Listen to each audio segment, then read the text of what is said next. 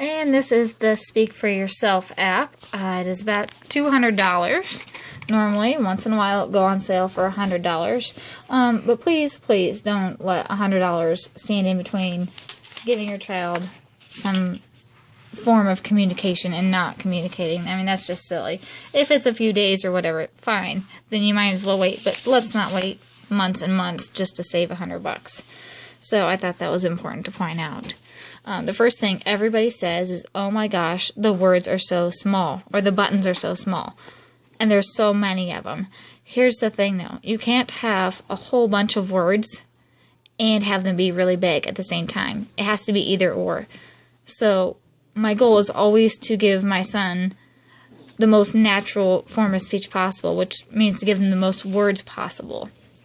I don't want to limit his words just for the sake of having bigger buttons.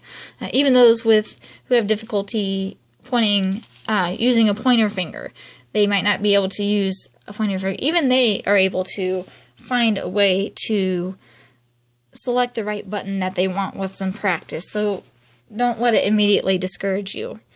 Next thing is that there's so many words, and there are. That's actually a good thing. But when you're first learning, you definitely want to reduce the amount of words. Right now, Oliver's had this for about 4 or 5 days now, and this is how many words he has open, which is quite a few. We just started with I, want, drink, and eat, and a few choices for drink and eat. And over the few days, he's kind of shown us words that he would like to have access to.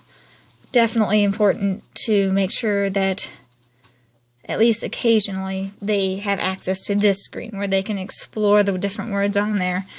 They may find a word that you didn't even know they may have wanted access to, so it's important to do that. There is never any more than 2 words for any word. So if I want to find seedling, it's not a very common word, but all I have to do is go to, I don't remember which word it's under, but I would just go to the search feature and it can tell me. I don't have to spend a lot of time looking for it. Oh, the dog wants out. Hang on a second. Goodness. Alright, so where I left off, I was searching for seedling. It's under out, and out will take me to seedling. So, only 2 buttons needed to go to that. And the search feature will show you which buttons precisely that you need to push in order to find the word. Again, never any more than 2 to find any word, no matter how unusual it might seem. The search feature, like I just showed you, is absolutely a must. Any AAC device should have this. It's mind-boggling to me that they wouldn't have one. So definitely, no matter which way you go, make sure it has a search feature. Otherwise, you're going to end up with multiple buttons for the same word. If I want to add in a word under, what's an example here? Go to thing, and I wanted to add in a word that was already there. Let's just say desk. I'm sure there's a button for desk, but I don't know where it is at the moment. So I type in desk. Done. It's going to pop up, say, hey, there's already a word for desk. Oh, and you can hit OK and choose to put it here anyway. Or you can go to find it, and it will find you, or it will tell you where to find it. I hit the wrong button here. It was under sit, which makes sense. Sit. And these are all alphabetical order, which makes it easy. Desk.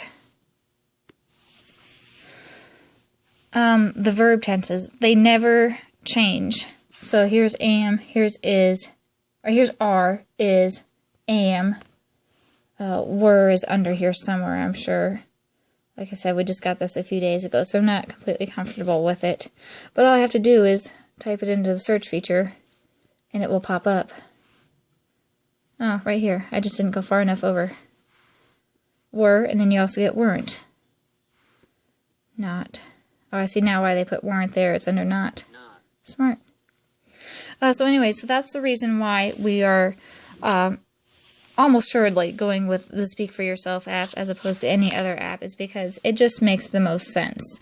He can say any word in any order that he wants to. It's not leading him to believe he should be saying certain words or that he can only say certain words. It's not making it more difficult for him to find a word. Touch Chat was very easy as long as you stayed on the predicted path. But once you want to say something different than predicted, it becomes very cumbersome to say. So I hope that was all helpful for you. And if you have any questions, let me know.